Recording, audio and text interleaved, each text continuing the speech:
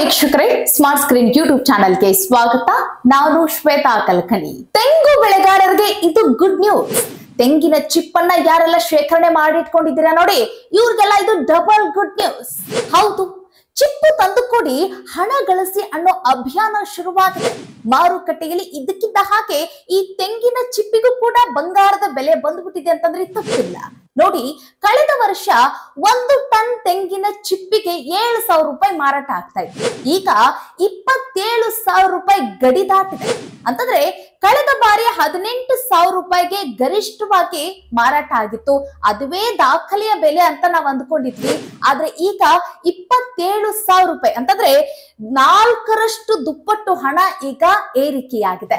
So ಹೀಗಾಗಿ ಈ ಸಂದರ್ಭದಲ್ಲಿ ನಮ್ಮ ರೈತರಿಗೆ ಕೊರಿತಾ ಇರೋ ಒಂದು ವಿಚಾರ ಏನು ಅಂತಂದ್ರೆ, ಈ ತೆಂಗಿನ ಚಿಪ್ ತಗೊಂಡ್ ಏನ್ ಮಾಡ್ತಾರ್ರಿ, ಈ ತೆಂಗಿನ ಚಿಪ್ ನ ಸುಟ್ಟು ಒಲೆ ಊರಿಗೆ ಉಪಯೋಗಿಸ್ಕೊಳ್ತಾರೆ. ಸೊ ನೀವೇನಿದು ತೆಂಗಿನ ಚಿಪ್ಪಿಗೂ ಕೂಡ ಬೇಡಿಕೆ ಇದೆ ಅಲ್ಲ ಅಂತ ಹೇಳ್ತಿದ್ದೀರಾ ಅಂತ ಹೇಳಿ ಯೋಚನೆ ಮಾಡಬೇಡಿ. ಈ ತೆಂಗಿನ ಚಿಪ್ಪನ್ನೇ ಬಳಕೆ ಮಾಡಿ ಸಾಕಷ್ಟು ಇಂಡಸ್ಟ್ರಿಗಳು ಜೀವನ ಮಾಡ್ತಾ ಇದೆ. ಸಾಕಷ್ಟು ಉದ್ದಿಮೆದಾರರು ಇದರಲ್ಲೇ ಹಣ ಗಳಿಸ್ತಾ ಇದ್ದಾರೆ. ಸೊ ಹೀಗಾಗಿ ಚಿಪ್ಪು ತಂದುಕೊಡಿ ಹಣ ಗಳಿಸಿ ಅನ್ನೋ ಅಭಿಯಾನ ಶುರುವಾಗಿದೆ. ಸೊ ಹಾಗಾದ್ರೆ ಇದಕ್ಕಿದ್ದ ಹಾಗೆ ಈ ತೆಂಗಿನ ಚಿಪ್ಪಿಗೆ ಇಷ್ಟೊಂದು ಬೇಡಿಕೆ ಬರಲು ಕಾರಣ ಏನು? ಅದರಲ್ಲೂ ನಮ್ಮ ಕರ್ನಾಟಕದ ತೆಂಗಿನ ಚಿಪ್ಪಿಗೆ ಬಹು ಬೇಡಿಕೆ ಇದೆ. ಸೊ ಯಾಕೆ ಈ ತೆಂಗಿನ ಚಿಪ್ಪಿಗೆ ಬೇಡಿಕೆ ಮತ್ತು ಇದರ ಮಹತ್ವ ಏನು? ಇದರಿಂದ ಯಾವ ರೀತಿಯಾಗಿ ಉಪಯೋಗ ಮಾಡ್ಕೊಳ್ತಾರೆ? ಇದರಿಂದ ಆಗುವಂತ ಉಪಯೋಗಗಳೇನು? ಬನ್ನಿ ಈ ವಿಡಿಯೋದಲ್ಲಿ ತೆಂಗಿನ ಕಾಯಿಗೆ ಬೇಡಿಕೆಯನ್ನ ನೋಡಿದ್ರಿ, ಹಾಗೆ ಎಳನೀರಿಗೂ ಕೂಡ ಬೇಡಿಕೆಯನ್ನ ನೋಡಿದ್ರಿ. ಈಗ ತೆಂಗಿನ ಚಿಪ್ಪಿಗೆ ಎಷ್ಟರ ಮಟ್ಟಿಗೆ ಬೇಡಿಕೆ ಇದೆ, ಇದರಿಂದ ಆಗುವಂತ ಉಪಯೋಗಗಳ ಕುರಿತಾಗಿ ಇನ್ ಡಿಟೇಲ್ ಮಾಹಿತಿಯನ್ನು ನೋಡ್ತಾ ಹೋಗೋಣ. ವಿಡಿಯೋನ ಅಂತ್ಯದವರೆಗೂ ನೋಡಿ. ವಿಡಿಯೋ ಇಷ್ಟ ಆಗಿದ್ರೆ ಲೈಕ್, ಶೇರ್, ಕಾಮೆಂಟ್, ಸಬ್ಸ್ಕ್ರೈಬ್ ಮಾಡೋದನ್ನ ಮರಿಬೇಡಿ. ಎಸ್ ವೀಕ್ಷಕರೇ, ಕಳೆದ ವರ್ಷ ಸರಿಯಾಗಿ ಮಳೆ ಬಿದ್ದಿಲ್ಲ ಅನ್ನೋ ಒಂದು ಕಾರಣಕ್ಕಾಗಿ ಹುಣಸೆ ಹಣ್ಣಿನ ಇಳುವರಿಯಲ್ಲಿ ವ್ಯತ್ಯಾಸವನ್ನ ನೀವು ಗಮನಿಸ್ತಾ ಇದ್ದೀರಿ. ಆದ್ರೆ ಮಾರುಕಟ್ಟೆಯಲ್ಲಿ ನೋಡಿದ್ರೆ ಬಂಗಾರದ ಬೆಲೆ ನೋಡಿ, ಕ್ವಿಂಟಾಲ್ಗೆ 35,000 ರೂಪಾಯಿ ಹಣ ಕೊಟ್ಟು ಹುಣಸೆ ಹಣ್ಣನ್ನ ಖರೀದಿ ಮಾಡುವವರ ಜನಸಂಖ್ಯೆ ಹೆಚ್ಚಾಗ್ತಾ ಇದೆ. ಇನ್ನೊಂದು ಕಡೆಗೆ ತೆಂಗಿನಕಾಯಿ ಇಳುವರಿಯನ್ನು ಕೂಡ ಬರ್ತಾ ಇಲ್ಲ. ತೆಂಗಿನ ಇಳುವರಿ ಕುಂದಿರುವಂತ ಈ ಸಂದರ್ಭದಲ್ಲಿ ಅಂತಂದ್ರೆ ಈ ಮಳೆಯ ಕೊರತೆಯಿಂದಾಗಿ ಈ ತೆಂಗಿನ ಇಳುವರಿಯಲ್ಲೂ ಕೂಡ ಭಾರಿ ಹೊಡೆತ ಬಿತ್ತು. ಆದ್ರೆ ಏನ್ ಮಾಡ್ತೀರಾ, ಮಾರುಕಟ್ಟೆಯಲ್ಲಿ ಈ ತೆಂಗಿನಕಾಯಿಗೆ ಮತ್ತೆ ಎಳನೀರಿಗೆ ಅತಿ ಹೆಚ್ಚು ಬೆಲೆಯಲ್ಲಿ ಮಾರಾಟ ಆಗ್ಲಿಕ್ಕೆ ಶುರುವಾಯ್ತು. ಆದ್ರೆ ಏನ್ ಮಾಡ್ತೀರಾ, ಮಾರುಕಟ್ಟೆಯಲ್ಲಿ ಬೆಲೆ ಇದೆ, ನಮ್ಮ ರೈತರ ತೋಟದಲ್ಲಿ ಇಳುವರಿ ಇಲ್ಲ. ಇದು ಒಂದು ರೀತಿಯಾದಂತ ದುರಾದೃಷ್ಟ ಅಂತಂದ್ರೂ ಕೂಡ ತಪ್ಪಿಲ್ಲ, ಏನು ಮಾಡಕ್ಕಾಗಂಗಿಲ್ಲ. ಆದ್ರೆ ನಮ್ಮ ರೈತರು ಸ್ವಲ್ಪ ಬುದ್ಧಿವಂತಿಕೆಯಿಂದ ಯೋಚನೆ ಮಾಡಿ ನೋಡಿದ್ರೆ ನಾವು ಯಾವೆಲ್ಲ ಮೂಲದಿಂದ ಹಣವನ್ನ ಗಳಿಸಬಹುದು ಅನ್ನೋದು ಇವತ್ತಿನ ಮಾರುಕಟ್ಟೆಯಲ್ಲಿ ಆಗ್ತಾ ಇರುವಂತ ಚಮತ್ಕಾರಗಳೇ ಇವ್ರು ಕೊಡ್ತಾ ಇರುವಂತ ಸಾಕ್ಷಿಗಳು ಅಂತಂದ್ರೂ ಕೂಡ ತಪ್ಪಿಲ್ಲ. ನೋಡಿ, ಈ ಹುಣಸೆ ಹಣ್ಣಿನ ಬೀಜಗಳಿಗೆ ಎಲ್ಲಿ ಬೆಲೆ ಇರುತ್ತೆ, ಅದಕ್ಕೆ ಯಾರು ಅಷ್ಟೆಲ್ಲ ಹಣ ಕೊಟ್ಟು ತಗೊಂಡು ಹೋಗ್ತಾರೆ ಅನ್ನೋ ಸಂದರ್ಭದಲ್ಲಿ ಇವತ್ತು ಅತಿ ಹೆಚ್ಚಿನ ಬೆಲೆಗೆ ಹುಣಸೆ ಹಣ್ಣಿನ ಬೀಜಗಳು ಕೂಡ ಮಾರಾಟ ಆಗ್ತಾ ಇದೆ.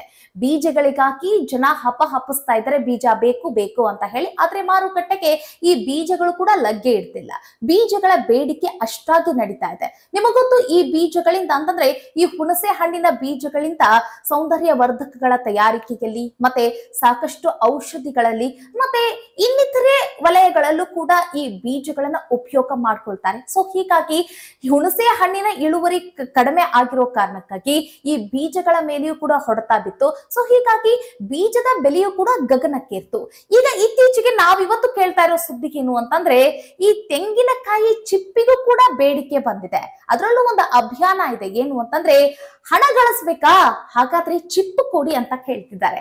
ಈಗ ಬೇರೆ ಬೇಸಿಗೆ ಸಂದರ್ಭ, ದೇಹವನ್ನ ತಂಪಾಗಿಸ್ಕೊಳ್ಬೇಕು ಮತ್ತೆ ಆರೋಗ್ಯವಾಗಿ ಇಟ್ಕೊಳ್ಬೇಕು ದೇಹವನ್ನ ಅಂತ ಹೇಳಿ ಎಳ್ನೀರು ಕುಡಿಯೋರ ಸಂಖ್ಯೆ ಹೆಚ್ಚು. ಮತ್ತೆ ಈ ಹೋಟೆಲ್ ಉದ್ದಿಮೆದಾರರಿಗೆ ಮತ್ತೆ ಮನೆಯಲ್ಲಿರುವಂತಹ ಹೆಣ್ಮಕ್ಳಿಗೆ ಅಡಿಗೆ ಮಾಡ್ಬೇಕು ಅಂತಂದ್ರೆ ಈ ಕೊಬ್ಬರಿ ಬೇಕೇ ಬೇಕು. ತೆಂಗಿನಕಾಯಿ ಬಳಕೆ ಹೆಚ್ಚಾಗಿ ಮಾಡ್ತಾರೆ. ಸೊ ಹೀಗಾಗಿ ತೆಂಗಿನಕಾಯಿ ಮತ್ತೆ ಎಳನೀರಿನ ಬೇಡಿಕೆ ಇರೋದು ಗೊತ್ತಿರೋ ವಿಚಾರ.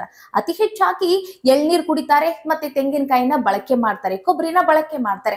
ಸೊ ಹೀಗಾಗಿ ಇವೆರಡರ ಬೇಡಿಕೆ ಇರೋದನ್ನ ಕೇಳಿದ್ರೆ ಜನ ನಂಬುತ್ತಾರೆ. ಆದ್ರೆ ಈ ತೆಂಗಿನಕಾಯಿ ಚಿಪ್ಪಿನ ಬೇಡಿಕೆ ಇದೆ ಅಂತಂದಾಗ ಸ್ವಲ್ಪ ಶಾಕಿಗೆ ಒಳಗಾಗ್ತಾರೆ. ಯಾಕೆ ಅಂತಂದಾಗ ನೋಡಿ, ಈ ಒಂದು ತೆಂಗಿನಕಾಯಿ ಚಿಪ್ಪಿನಿಂದ ಸಾಕಷ್ಟು ರೀತಿಯಾದಂತ ಉಪಯೋಗಗಳಿವೆ. ಅದನ್ನ ನಾನು ಮುಂದೆ ಹೇಳ್ತೀನಿ. ಅದಕ್ಕಿಂತ ಮುಂಚೆ ಈಗ ಸದ್ಯಕ್ಕೆ ಮಾರುಕಟ್ಟೆಯಲ್ಲಿ ಈ ತೆಂಗಿನಕಾಯಿ ಚಿಪ್ಪಿಗೆ ಎಷ್ಟು ಬೆಲೆ ಇದೆ ಅನ್ನೋದ್ರ ಬಗ್ಗೆ ನಾವು ಮಾಹಿತಿಯನ್ನ ನೋಡೋಣ.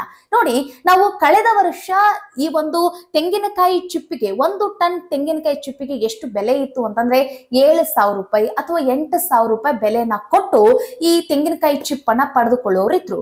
ಇನ್ನು ನಾವು ದಾಖಲೆಯ ಬೆಲೆಯನ್ನ ನೋಡ್ತೀವಿ ಅಂತಂದ್ರೆ ಗರಿಷ್ಠ ಬೆಲೆ ಎಷ್ಟಿತ್ತಪ್ಪ ಅಂತಂದ್ರೆ ಈ ಹಿಂದೆ 2 ವರ್ಷದ ಹಿಂದೆ ಗರಿಷ್ಠ ಬೆಲೆಯನ್ನ ದಾಟಿತ್ತು. 18,000 ರೂಪಾಯಿ ಕೊಟ್ಟು ಈ ತೆಂಗಿನಕಾಯಿ ಚಿಪ್ಪಿಗೆ ಅಂತಂದ್ರೆ 1 ಟನ್ ತೆಂಗಿನಕಾಯಿ ಚಿಪ್ ಅನ್ನ ಪಡೆದುಕೊಳ್ಳೋರಿದ್ರು. ಆದ್ರೆ ಈ ಬಾರಿ ದಾಖಲಾಗಿರುವಂತಹ ಬೆಲೆ 27,000 ರೂಪಾಯಿ. 27,000 ರೂಪಾಯಿನ ಕೊಟ್ಟು 1 ಟನ್ ತೆಂಗಿನಕಾಯಿ ಚಿಪ್ ಅನ್ನ ಪಡೆದುಕೊಂಡು ಹೋಗುವವರು ಸಂಖ್ಯೆ ಹೆಚ್ಚಾಗಿದೆ. ಸೊ ಹೀಗಾಗಿ ಮಾರುಕಟ್ಟೆಯಲ್ಲಿ ತೆಂಗಿನಕಾಯಿ, ಎಳನೀರು ಮತ್ತೆ ಚಿಪ್ಪಿಗೂ ಕೂಡ ಬೇಡಿಕೆ ಬಂದಿರೋ ವಿಚಾರವನ್ನ ನೀವು ನಂಬಲೇಬೇಕು. ಈಗ ನಾವು ಈ ತೆಂಗಿನಕಾಯಿ ಚಿಪ್ ಅನ್ನ ಯಾವುದಕ್ಕಾಗಿ ಬಳಕೆಯನ್ನ ಮಾಡ್ತಾರೆ, ಇದರಿಂದ ಆಗುವಂತ ಉಪಯೋಗಗಳೇನು, ಅದರಲ್ಲೂ ನಮ್ಮ ಕರ್ನಾಟಕದ ತೆಂಗಿನಕಾಯಿ ಚಿಪ್ಪನ್ನೇ ಹೆಚ್ಚು ಬೇಡಿಕೆ ಇದೆ ಅಂತ ಹೇಳಿದ್ವಲ್ಲ. ಸೊ ಹಾಗಾಗಿ ಕರ್ನಾಟಕದ ತೆಂಗಿನಕಾಯಿ ಚಿಪ್ಪಿಗೆ ಯಾಕಿಷ್ಟು ಬೇಡಿಕೆ, ಬನ್ನಿ ಈ ತೆಂಗಿನಕಾಯಿ ಚಿಪ್ಪಿನ ಉಪಯೋಗಗಳ ಬಗ್ಗೆ ಕಣ್ಣಾಯಿಸೋಣ. ದೇಶದಲ್ಲಿ ಅತಿ ಹೆಚ್ಚು ತೆಂಗು ಬೆಳೆಯುವಲ್ಲಿ ಪ್ರಮುಖ ಸ್ಥಾನದಲ್ಲಿರುವಂತಹ ರಾಜ್ಯಗಳಲ್ಲಿ ತಮಿಳುನಾಡು ಮತ್ತೆ ಕೇರಳ ಮತ್ತೆ ಕರ್ನಾಟಕ ಮತ್ತೆ ಮುಂತಾದ ಒಂದಷ್ಟು ರಾಜ್ಯಗಳಿವೆ. ಸೊ ಅದರಲ್ಲಿ ಈ ತಮಿಳುನಾಡು, ಕೇರಳದಲ್ಲಿ ಈ ಬಾರಿ ತೆಂಗು ಬೆಳೆಯ ಇಳುವರಿಯ ಮೇಲೆ ಭಾರಿ ಹೊಡೆತ ಬಿದ್ದಿರೋ ಕಾರಣಕ್ಕಾಗಿ ಮಾರುಕಟ್ಟೆಗೆ ತೆಂಗು ಲಗ್ಗೆನ ಇಡದೇ ಇರೋ ಕಾರಣಕ್ಕಾಗಿ ಬೇಡಿಕೆ ಹೆಚ್ಚಾಗಿದೆ. ಮಾರುಕಟ್ಟೆಯಲ್ಲಿ ಅತಿ ಹೆಚ್ಚಿನ ಬೆಲೆಗೆ ಮಾರಾಟ ಆಗ್ತಾ ಇದೆ. ಎಳ್ನೀರಾಗಿರ್ಬೋದು ಮತ್ತೆ ಕೊಬ್ಬರಿ ಆಗಿರ್ಬೋದು, ಅಂದ್ರೆ ತೆಂಗಿನಕಾಯಿ ಆಗಿರ್ಬೋದು. ಆದ್ರೆ ಅದರ ಜೊತೆಗೆ ಈ ತೆಂಗಿನಕಾಯಿ ಚಿಪ್ಪಿಗೂ ಕೂಡ ಅತಿ ಹೆಚ್ಚಿನ ಬೆಲೆಗೆ ಮಾರಾಟ ಆಗ್ತಾ ಇದೆ, ಹೆಚ್ಚಿನ ಬೇಡಿಕೆ ಬಂದ್ಬಿಟ್ಟಿದೆ.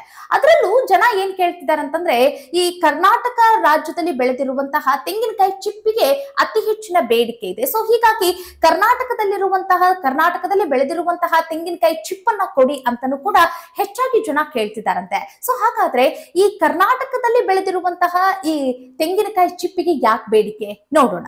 ಎಸ್ ವೀಕ್ಷಕರೇ, ಈ ತೆಂಗು ಚಿಪ್ಪಿಗೆ ಯಾಕೆಷ್ಟು ಬೇಡಿಕೆ ಅಂತ ಕೇಳಿದ್ರೆ, ಈ ತೆಂಗು ಚಿಪ್ಪನ್ನ ಸುಟ್ಟು ಇದ್ದಲು ಮಾಡ್ತಾರೆ. ಇದ್ದಲು ಮಾಡಿ ಅದರಲ್ಲಿ ಬರುವಂತ ಆ ಕಾರ್ಬನ್ ಅನ್ನ ಉಪಯೋಗ ಮಾಡ್ಕೊಳ್ತಾರೆ.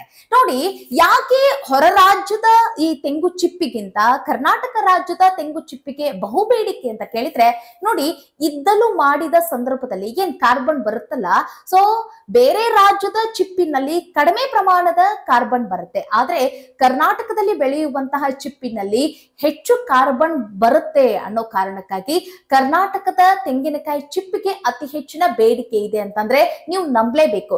ಎಷ್ಟು ಪ್ರಮಾಣದಲ್ಲಿ ಕಾರ್ಬನ್ ಪ್ರಮಾಣ ಸಿಗುತ್ತೆ ಅಂತ ಕೇಳಿದ್ರೆ, ನೋಡಿ ಹೊರ ರಾಜ್ಯದ ಇದ್ದಲಿನಲ್ಲಿ ಕಾರ್ಬನ್ ಪ್ರಮಾಣ 80% ಕಡಿಮೆ ಇರುತ್ತೆ. ರಾಜ್ಯದ ಚಿಪ್ಪಿನಿಂದ ತಯಾರಿಸಿದಂತ ಇದ್ದಲಿನಲ್ಲಿ ಕಾರ್ಬನ್ ಅಂಶ 85% 95% ಕೂಡ ಸಿಗುತ್ತೆ. ರಾಜ್ಯದ ಇದ್ದಲಿಗೆ ಹೆಚ್ಚು ಬೆಲೆ ಸಿಗಲು ಇದು ಪ್ರಮುಖ ಕಾರಣ ಆಗಿದೆ. ನೋಡಿ, ಕಾಯಿ ಚಿಪ್ಪು ಕೊಡಿ, ನಾವು ನಿಮ್ಗೆ ಹಣ ಕೊಡ್ತೀವಿ, ಕಾಯಿ ಚಿಪ್ಪು ತಂದು ಕೊಡಿ, ಹಣ ಗಳಿಸಿ ಅನ್ನೋ ಈ ಒಂದು ಅಭಿಯಾನವೂ ಕೂಡ ಶುರುವಾಗಿದೆ. ಈ ಒಂದು ಮಾಹಿತಿಯಿಂದ ಜನ ಈಗ ನಿಬ್ಬೆರಗುಗಣ್ಣಿಂದ ನೋಡ್ತಾ ಇದ್ದಾರೆ. ಯಾಕಂತಂದ್ರೆ ಚಿಪ್ಪಿಗೂ ಇಷ್ಟೊಂದು ಬೆಲೆ ಬಂದಿದೆಯಾ ಅಂತ ಹೇಳಿ. ಸೊ ಹೀಗಾಗಿ ಈ ತೆಂಗಿನಕಾಯಿ ಚಿಪ್ಪಿಗೆ ಇಷ್ಟರ ಮಟ್ಟಿಗೆ ಬೆಲೆ ಬರಲು ಸಾಧ್ಯ ಆಗಿದೆ. ಅದರಲ್ಲೂ ನಮ್ಮ ಒಂದು ಕರ್ನಾಟಕ ರಾಜ್ಯದಲ್ಲಿ ಬೆಳೆಯುವಂತಹ ತೆಂಗಿನಕಾಯಿ ಚಿಪ್ಪಿಗೆ ಅತಿ ಹೆಚ್ಚಿನ ಬೆಲೆ ಸಿಗ್ತಾ ಇದೆ, ಡಿಮ್ಯಾಂಡ್ ಇದೆ. ಸೊ ಜನ ಏನ್ ಹೇಳ್ತಿದ್ದಾರೆ ಅಂತಂದ್ರೆ, ನೀವೇನಾದ್ರೂ ಕರ್ನಾಟಕದಲ್ಲಿ ತೆಂಗಿನಕಾಯಿ ಬೆಳೀತಿದ್ದೀರಾ, ಸೊ ಹಾಗಾದ್ರೆ ನಿಮ್ಮ ಬಳಿ ಏನಾದ್ರೂ ತೆಂಗಿನಕಾಯಿ ಚಿಪ್ ಇದ್ರೆ ಕೊಡಿ, ಹಣ ಗಳಿಸಿ ಅನ್ನೋ ಒಂದು ಅಭಿಯಾನವನ್ನು ಕೂಡ ಶುರು ಮಾಡ್ತಾರೆ. ಸೊ ಈ ಅಭಿಯಾನ ಏನಿದೆಯಲ್ಲ, ಸಾಕಷ್ಟು ಜನರ ನಿಬ್ಬೆರಗಿಗೆ ಕಾರಣ ಆಗ್ತದೆ. ಚಿಪ್ಪಿಗೂ ಬೆಲೆ ಇದೆಯಾ, ಅದರಲ್ಲೂ ರಾಜ್ಯದಲ್ಲಿ ಬೆಳೆಯುವಂತ ತೆಂಗಿನಕಾಯಿ ಚಿಪ್ಪಿಗೆ ಇಷ್ಟೆಲ್ಲ ಬೇಡಿಕೆ ಇದೆಯಾ ಅಂತ ಹೇಳಿ ಜನ ನಿಬ್ಬೆರಗುಗಣ್ಣಿಂದ ನೋಡ್ತಾ ಇದ್ದಾರೆ. ಇನ್ನೊಂದು ಕಡೆಗೆ ಇದನ್ನ ಯಾವ ರೀತಿಯಾಗಿ ಬಳಕೆ ಮಾಡ್ತಾರೆ, ಯಾವೆಲ್ಲ ಇಂಡಸ್ಟ್ರಿಯಲ್ಲಿ ಉಪಯೋಗ ಆಗುತ್ತೆ ಅನ್ನೋದನ್ನು ಕೂಡ ನಾವು ನೋಡ್ತಾ ಹೋಗೋಣ. ಎಸ್ ವೀಕ್ಷಕರೇ, ಸ್ಥಳೀಯವಾಗಿ ಖರೀದಿಸಿದಂತ ಆ ಚಿಪ್ಪನ್ನ ಸುಟ್ಟು ಇದ್ದಲು ಮಾಡ್ತಾರೆ. ನಂತರ ಕೇರಳ, ತಮಿಳುನಾಡಿನ ಕಾರ್ಖಾನೆಗಳಿಗೆ ಇದನ್ನ ಕಳಿಸ್ಕೊಡಲಾಗುತ್ತೆ, ಟ್ರಾನ್ಸ್ಪೋರ್ಟ್ ಮಾಡ್ತಾರೆ. ರಾಜಸ್ಥಾನ, ಗುಜರಾತ್ ಕಾರ್ಖಾನೆಗಳಿಂದಲೂ ಕೂಡ ಈ ತೆಂಗಿನಕಾಯಿ ಚಿಪ್ಪಿಗೆ ಅತಿ ಹೆಚ್ಚಿನ ಬೇಡಿಕೆ ಇದೆ, ಅದನ್ನ ನಂಬಬೇಕು ನೀವು. ಅದ್ರ ಜೊತೆಗೆ ಕಾರ್ಖಾನೆಗಳಲ್ಲಿ ಇದ್ದಲನ್ನ ಚೆನ್ನಾಗಿ ತೊಳೆದು ಒಣಗಿಸಿ ಗಾತ್ರಕ್ಕೆ ಅನುಗುಣವಾಗಿ ಅದನ್ನ ಕಟ್ ಮಾಡ್ತಾರೆ. ನಂತರ ಅದನ್ನ ಪ್ಯಾಕ್ ಮಾಡಿ ರಫ್ತು ಮಾಡಲಾಗುತ್ತೆ. ಪ್ರಮುಖವಾಗಿ ನಾವು ಕಾರ್ಬನ್ ತಯಾರಿಕೆ ವಲಯದಲ್ಲಿ ಈ ಇದ್ದಲುಗಳನ್ನ ಅತಿ ಹೆಚ್ಚಾಗಿ ಬಳಕೆಯನ್ನ ಮಾಡಲಾಗುತ್ತೆ. ಅದರ ಜೊತೆಗೆ ಸೌಂದರ್ಯವರ್ಧಕ ತಯಾರಿಕೆ, ಮುಖದ ಕ್ರೀಮ್ ಮತ್ತೆ ವಾಟರ್ ಪೇಂಟ್ ನಂತಹ ತಯಾರಿಕೆಗಳಲ್ಲಿ ಈ ತೆಂಗಿನಕಾಯಿ ಚಿಪ್ಪನ್ನ ಬಳಕೆ ಮಾಡಲಾಗುತ್ತೆ. ಸೊ ವೀಕ್ಷಕರೇ ನೋಡಿ, ತೆಂಗಿನಕಾಯಿ ಚಿಪ್ಪನ್ನ ನಾವು ಕಸ ಅಂತ ಬಿಸಾಕ್ತಿವಿ ಅಥವಾ ಒಲೆ ಊರಿಗೆ ಉಪಯೋಗ ಆಗುತ್ತೆ. ನೋಡಿ, 4 ತೆಂಗಿನಕಾಯಿ ಚಿಪ್ಪು ಸಿಕ್ಬಿಟ್ರೆ ಅದರಿಂದ ಚೆನ್ನಾಗಿ ನೀರ್ ಕಾಯಿಸ್ಕೋಬಹುದು, ಒಳ್ಳೆ ಸ್ನಾನ ಆಗುತ್ತೆ, ಬಿಸಿ ಬಿಸಿ ನೀರ್ ಸಿಗುತ್ತೆ ಅಂತ ಹೇಳಿ ಯೋಚನೆ ಮಾಡೋರಿದ್ದಾರೆ. ಅದ್ರ ಜೊತೆಗೆ ನಮಗ್ ತಿಳಿದಿರೋ ಹಾಗೆ ಈ ತೆಂಗಿನಕಾಯಿ ಚಿಪ್ಪನ್ನ ಅದನ್ನ ಇದ್ದಲು ಮಾಡ್ಬಿಟ್ಟು ಅಥವಾ ಅದನ್ನ ಬೆಂಕಿ ಕೆಂಡ ಮಾಡ್ಬಿಟ್ಟು ಅದಕ್ಕೇನ್ ಮಾಡ್ಬಿಡ್ತಾರೆ ಅಂತಂದ್ರೆ ಈ ಲೋಬಾಣದ ಇದನ್ ಮಾಡಿ ಹೊಗೆ ಹಾಕ್ತಾರೆ ಮನೆಯಲ್ಲಿ. ಈ ರೀತಿಯಾದಂತಂದ್ರೆ ನಾವು ಗಮನಿಸಿದ್ದೀವಿ.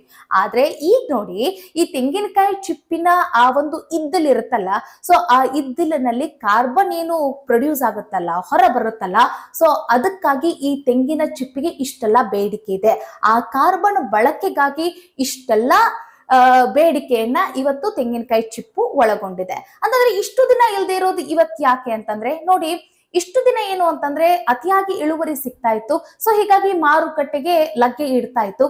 ಆಗ ಇದರ ಬೇಡಿಕೆ ಅಷ್ಟಾಗಿ ಇರ್ತಿರ್ಲಿಲ್ಲ. ಯಾಕಂತಂದ್ರೆ ಎಲ್ರು ಸಾದಾ ಸೀದಾ ಬಿಸಾಕ್ ಹೋಗೋರು. ಈ ಚಿಪ್ಪಿನಿಂದ ಏನ್ ಬೆಲೆ ಇದೆ, ಈ ಬೆಲೆ ಯಾರು ಕೊಡ್ತಾರೆ ಅಂತ ಹೇಳಿ ಬೆಲೆ ಕೊಡದೆ ಬಿಸಾಕೋರು.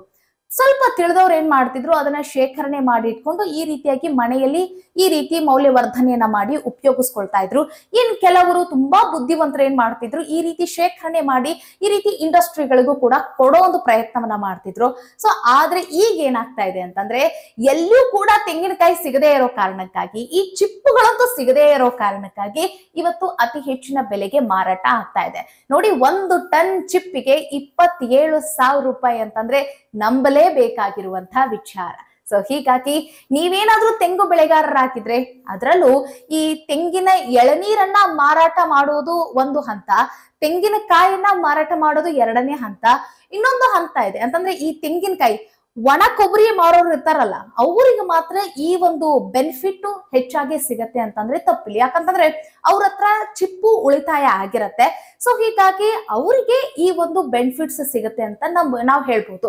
ನೋಡಿ ರೈತ ಬಾಂಧವರೇ, ಇವತ್ತಿನ ನಮ್ಮ ರೈತರು ಏನ್ ತಪ್ಪು ಮಾಡ್ತಾರೆ ಅಂತಂದ್ರೆ, ತೆಂಗು ಬೆಳೆಗಾರರು ಮಾಡುವಂತ ಮೊದಲ ತಪ್ಪು ಏನು ಅಂತಂದ್ರೆ, ತೆಂಗು ಬೆಳೆ ಬೆಳೆಯುವುದನ್ನ ಇವರು ಒಂಥರ ಗುತ್ತಿಗೆ ಅಂತ ಅನ್ಕೊಂಡ್ಬಿಟ್ಟಿರ್ತಾರೆ. ನನ್ನ ಕೆಲಸ ಏನು, ತೆಂಗು ಬೆಳೆಯನ್ನ ಬೆಳೆದು ಇಳುವರಿಯನ್ನ ಮಧ್ಯವರ್ತಿಗಳ ಕೈಗೆ ಕೊಟ್ಟು ಬಿಡೋದು ಅಂತ ಹೇಳಿ ಯೋಚನೆ ಮಾಡ್ತಾರೆ. ಆದ್ರೆ ಅದನ್ನ ಯಾವ್ಯಾವ ರೂಪದಲ್ಲಿ ಅದನ್ನ ಉಪಯೋಗ ಮಾಡ್ಕೊಂಡು ನೋಡಿ, ಆ ಚಿಪ್ಪಿಗೂ ಕೂಡ ಬೆಲೆ ಇದೆ ಅಂತಂದ್ರೆ ಅದನ್ನ ಯಾವ್ಯಾವ ಹಂತದಲ್ಲಿ ಮಾರ್ಪಾಡು ಮಾಡಿ ಅದನ್ನ ಬಳಕೆಯನ್ನ ಮಾಡ್ಕೊಳ್ಳೋರು ಇದಾರೆ ಅನ್ನೋದನ್ನ ನಾವು ಅರ್ಥ ಮಾಡ್ಕೊಳ್ಬೇಕಾಗುತ್ತೆ. ಸೊ ಹೀಗಾಗಿ ತೆಂಗಿನಕಾಯಿ ಈ ಎಳನೀರನ್ನು ಕೂಡ ನೀವೇ ಮಾರಾಟ ಮಾಡಿ, ಮಾರುಕಟ್ಟೆಗೆ ಖುದ್ದಾಗಿ ನೀವೇ ಹಾಜರಾಗಿ, ಮಾರುಕಟ್ಟೆಯಲ್ಲಿ ಸಿಗುವಂತ ಆ ಬೆಲೆಗೆ ನಿಮ್ಮ ಬೆಳೆಯನ್ನ ಕೊಟ್ಟು ನೀವು ಮಾರಾಟವನ್ನ ಮಾಡಿ ಸಿಗುವಂತ ಆ ಲಾಭವನ್ನ ನೀವೇ ಪಡೆದುಕೊಳ್ಳಿ ಅಂತ ಹೇಳ್ತಾ, ಅದರ ಜೊತೆಗೆ ನೋಡಿ, ಈ ತೆಂಗಿನಕಾಯಿಗೂ ಕೂಡ ಅತಿ ಹೆಚ್ಚಿನ ಬೆಲೆಗೆ ಮಾರಾಟ ಆಗ್ತಾ ಇದೆ. ಅದರ ಜೊತೆಗೆ ಈ ಚಿಪ್ಪುಗೂ ಕೂಡ ಹೆಚ್ಚಿನ ಬೆಲೆಗೆ ಮಾರಾಟ ಆಗ್ತಾ ಇದೆ. ಸೊ ಹೀಗಾಗಿ ಒಣ ಕೊಬ್ಬರಿ ಮಾಡಿಡಿ. ನೋಡಿ, ಕೆಲವರಂತೂ ಯೋಚನೆ ಮಾಡ್ತಿರ್ತಾರೆ, ಈ ಎಳ್ನೀರನ್ನ ಹಂಗಂಗೆ ಮಧ್ಯವರ್ತಿಗಳಿಗೆ ಕೊಟ್ಟು ಬಿಡ್ತಾರಲ್ವಾ. ಸೊ ನೀವು ಸ್ವಲ್ಪ ಕಾದು ಅದನ್ನ ತೆಂಗಿನಕಾಯಿಯಾಗಿ ಮಾಡಿ, ನಂತರ ಒಣ ಕೊಬ್ಬರಿಯಾಗಿ ಮಾಡಿ ನೀವು ಕೊಡ್ಬೋದಲ್ವಾ. ಅದರಿಂದ ನೋಡಿ, ಈ ಚಿಪ್ಪಿನಿಂದ ಕೂಡ ನೀವು ಲಾಭವನ್ನ ಪಡಿಬಹುದು, ತೆಂಗಿನಕಾಯಿಯಿಂದನೂ ಕೂಡ ನೀವು ಲಾಭವನ್ನ ಪಡಿಬಹುದು, ಒಳಗಿರುವಂತಹ ಕೊಬ್ಬರಿಯಿಂದನೂ ಕೂಡ ನೀವು ಲಾಭವನ್ನ ಪಡಿಬಹುದು. ಸಾಕಷ್ಟು ರೀತಿಯಾದಂತ ಲಾಭ ಇದೆ. ಆದ್ರೆ ನಮ್ಮ ರೈತರು ಇದನ್ನ ಕಣ್ಣು ತೆರೆದು ನೋಡ್ತಾ ಇಲ್ಲ. ಸೊ ಹೀಗಾಗಿ ಈ ಎಲ್ಲಾ ಲಾಭಗಳು ಯಾರ ಕೈಗೆ ಸೇರ್ತಾ ಇದೆ ಅಂತಂದ್ರೆ ಮಧ್ಯವರ್ತಿ ಕೈಗೆ ಸೇರ್ತಾ ಇದೆ. ಸೊ ಹೀಗಾಗಿ ಮಧ್ಯವರ್ತಿಯ ಹೊಟ್ಟೆ ಯಾವತ್ತೂ ಕೂಡ ಖಾಲಿಯಾಗಿರೋದಿಲ್ಲ. ಆತ ಹೊಟ್ಟೆ ತುಂಬಾ ಊಟ ಮಾಡಿ ಚೆನ್ನಾಗಿ ನಿದ್ದೆ ಮಾಡ್ತಾ ಇದ್ದಾನೆ. ಆದ್ರೆ ಹೊಟ್ಟೆ ಹಸುವಿನಿಂದ ಸಾಯ್ತಾ ಇರೋರು ಯಾರು ಅಂತಂದ್ರೆ ನಮ್ಮ ರೈತರು. ಸೊ ಹೀಗಾಗಿ ಒಟ್ಟಿನಲ್ಲಿ ಈ ಎಲ್ಲ ವಿಷಯಗಳನ್ನ ನೀವು ಕೂಡ ಅರ್ಥ ಮಾಡ್ಕೊಂಡು, ನೀವು ಕೂಡ ರೈತನಾಗುವುದಷ್ಟೇ ಅಲ್ಲ, ರೈತ ಉದ್ದಿಮೆದಾರನ ಆಗುವುದನ್ನು ಕೂಡ ನೀವು ಯೋಚನೆ ಮಾಡ್ಬೇಕಾಗತ್ತೆ. ಸೊ ಆಗ ನಿಮ್ಮ ಕುಟುಂಬ, ನಿಮ್ಮನ್ನು ನಂಬಿದಂತ ಆ ಕುಟುಂಬ ಆರಾಮಾಗಿ ಸುರಕ್ಷಿತವಾಗಿರ್ತಾರೆ ಅನ್ನೋದ್ರಲ್ಲಿ ಯಾವುದೇ ರೀತಿಯಾದಂತ ಸಂಶಯ ಇಲ್ಲ. ಮುಂದಿನ ವಿಡಿಯೋದಲ್ಲಿ ಮತ್ತೊಂದು ವಿಶೇಷ ವಿಚಾರದೊಂದಿಗೆ ಸಿಗೋಣ. ಅಲ್ಲಿವರೆಗೂ ಈ ಒಂದು ಮಾಹಿತಿ ನಿಮ್ಗೆ ಏನು ಇಷ್ಟ ಆಯ್ತಾ ಇಲ್ವಾ ಆ ಕುರಿತಾಗಿ ಕಾಮೆಂಟ್ ಮಾಡೋದನ್ನ ಮರಿಬೇಡಿ ಅಂತ ಹೇಳ್ತಾ, ಮುಂದಿನ ವಿಡಿಯೋದಲ್ಲಿ ವಿಶೇಷ ವಿಚಾರದೊಂದಿಗೆ ಸಿಗೋಣ. ನಮಸ್ಕಾರ.